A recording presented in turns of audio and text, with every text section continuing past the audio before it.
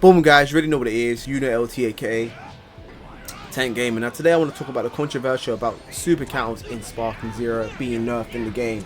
Now a lot of the player base have been complaining, saying that they find it too constant, that people are doing super counters to get out of combos and things like that. And I feel that this is an issue, it's an internal issue, right? Because a lot of people are showing that, oh, the time is so easy to get online, but most players I find can't pull it off in one match, and they struggle to.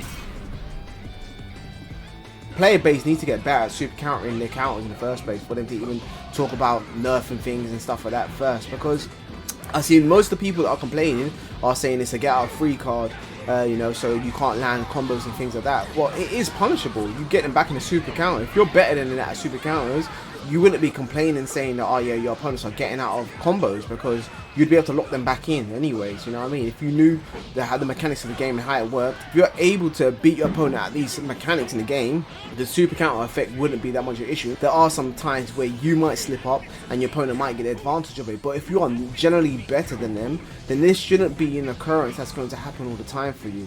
For example, when you are using super counters and you counter your opponent back, you could then chase after them with a rush and then carry your combo on for even more damage. So the people that are complaining are those that get hard punished, and now they get locked into a move where, like for example, like this, it's the same situation happened there.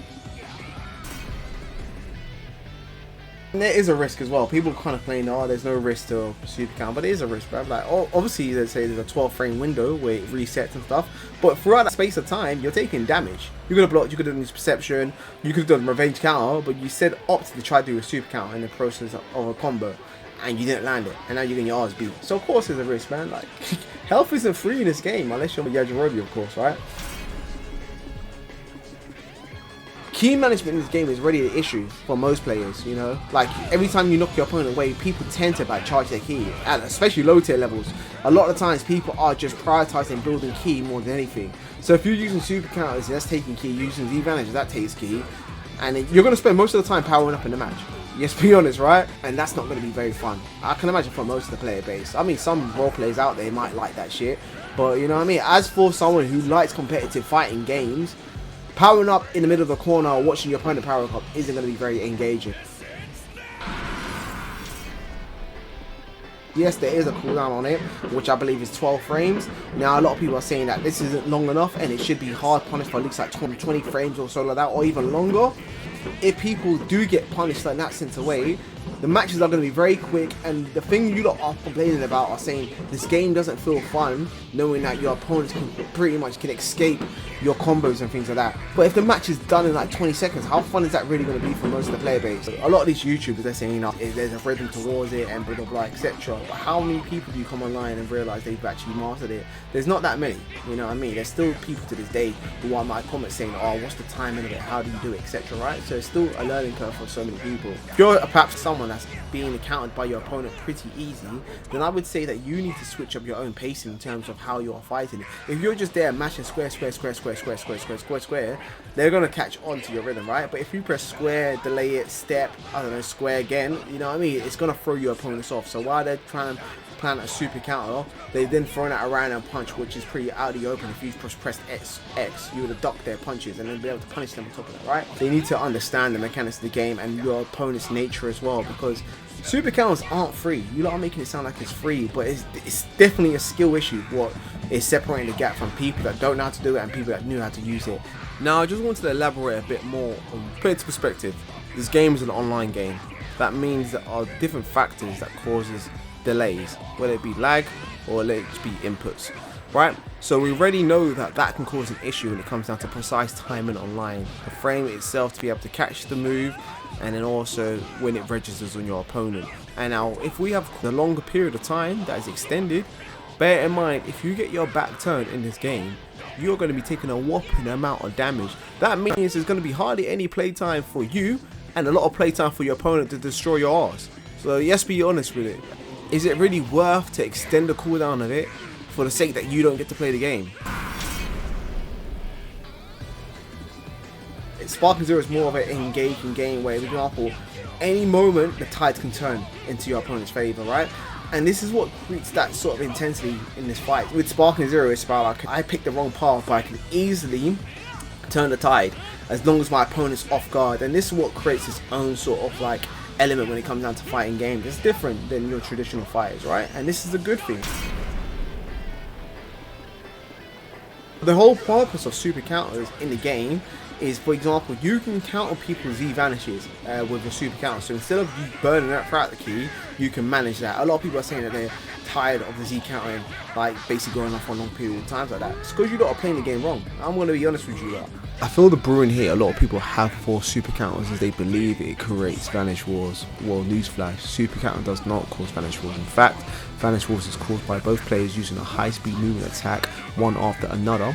If your super countered your opponent back instead of in a high speed invasion, you'd be locked into a counter war where you'd have the choice to super counter, which takes a high level of skill to keep up, that doesn't drain resources and feels more intense and rewarding, or use a high speed movement evasion, which then will lead to a vanish war, as we all know. As soon as both players use a high speed evasion is where you're both locked into a vanish wall where you can press Z vanish for most characters anyways. You know, I'm talking about Trunks and Tavion, they have a little escape. But I feel most people complain about super counters because they rely too much on high speed evasion for when their opponent super counters them, thus leading to a vanish wall. As most players who initiate Z vanish wars had no intention of using this in an advantage of draining your opponent's key, but because they found an easier mechanic to pull off, which is high speed evasion. So it's not that super counters suck, but the mentality of the players that opt for the decision of using high speed evasion when they had no intention of duking it out as Z-Vanish War in the first place, making it more of a skill level, design, decision making issue of the player instead. Super counters comes in clutch because it saves you from actually losing your key when you go into like Z-Vanish Wars, and that's the benefit of using super counters in that sort of way. People will only complain about things that tend to benefit their nature. They're not going to talk about something which is going to benefit the opponent. They're going to say, oh, this is unfair, we need to make it so that I can land combos. That's what people are after, right? So they can land combos more efficiently. But it's not about, okay, cool, what is going to create the game to be more engaging and fun. Because me, I'll show on the screen anyways, that I haven't lost a match, you know what I mean? But I do play on player match quite often. I haven't bothered to be playing rank match as much because I want to have a clean slate. I want to get to Z rank with no losses. You know, I don't know if it's possible, but that's what I'm aiming for, right? But coming down to the grapes of it, I feel most of the player base aren't good enough to even have a say on how super counter should be effectively worked. I feel you don't need to get better at countering these super counter plays first for it to be engaging, because super counters are quite fun when you have a battle with your opponent with it. For example, if you were both landing like 5 super counters back to back, and you're going through this clash, it's very Dragon Ball Z like, right? People love that. We want a game to be based around Dragon Ball Z. We don't want a game that's, alright, cool, you've turned your back, now I want to demolish you straight away with Gogeta, bro. That's not going to be fun. I'm telling you this, it is not going to be fun, and people are going to be complaining about, oh, this guy all he does is attack me from behind and I get rushed, you know what I mean? Look, most of the player base are complaining about, oh, but it's you know, it's not fair. And even when it comes to the Z-Vanish War, people are saying, oh, it's very boring because all you do is the person who has the most amount of key is the one that wins. But if you learn how to super counter, you're saving your key, and then when your opponent has less key than you, when they had more, then it becomes engaging because now you've tactically put yourself in an advantage. And this is what I'm saying, is you players are playing the game wrong. You lot are thinking, alright, cool, everything is cheap and all that sort of thing. There's a tactic behind a lot, but you lot haven't unlocked that sort of potential yet. So I don't think you lot need to be complaining about it, but more or less learning how the game works. The idea is they don't really want you to just deplete all your key, but at least play the game smarter. In sense of, for example, if you've got lower key than your opponent, sometimes you might need to take the hit, and this is where super counter comes into clutch. If you plan to do your super counters early, instead of you depleting all the key you have, you actually save yourself the amount of key you have, so you can actually use that at a later date when you do need to use a high speed evasion to then start depleting your key when your opponent has lower key than yours.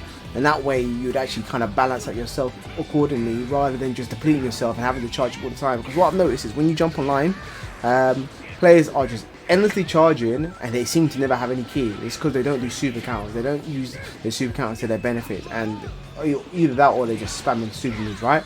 Well, there's nothing wrong with that at all, but at the end of the day, when it comes down to these clashes and things, you're always going to feel like you're taking the short straw because you have no key to be in these high speed evasions, and what if you're not good with super counters, you're going to get your ass beat anyway. So ideally, you want to be using your super counters first, if you can master that. And once you use the super counters, deplete your opponent as much as possible. It doesn't need to be moving faster. It doesn't need to be changing the pace of it, because people haven't got the pace down in the first place.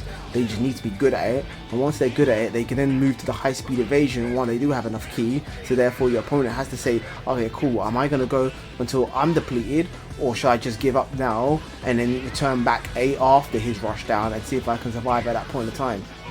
You know what I mean? But I don't think most people are playing like that. They're playing it thinking, oh, it needs to be faster, it needs to be harder, all that stuff. No, you don't need to play the game better. You need to understand how the game functions and what the benefits of every tool they've given you uses is. So surely it's more of a skill issue, because I don't hear many that know how to super counters complaining. Like, I don't hear anyone that knows how to super counter complaining at all. You know what I mean? It's just people saying, oh man, you can get off free at any time because people do super counters online and they just abuse it and it's easy to hit.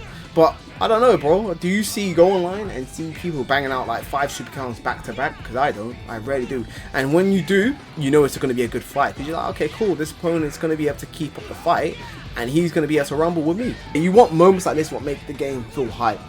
But anyways, if you guys want to be able to learn how to get better at the game, you want tips like this, and you want a bit more discussions, then you really know what to do. Like, comment, subscribe, and I'll see you in the next one. Let's get it. Bow! TANKdGAMER out. Ways on the train, make games like I said, you good for the pain. Cells they react, maybe go on stronger. System go lit like a TNT brick spot. If they be launched at me, then I'm on guard. They need to retreat, they be beating this dunya. Pizza, none of in a freezer, healing up and cut like a wound cut season, send like a ruler. Once in a blue moon, go ape like a Vegeta. Don't you give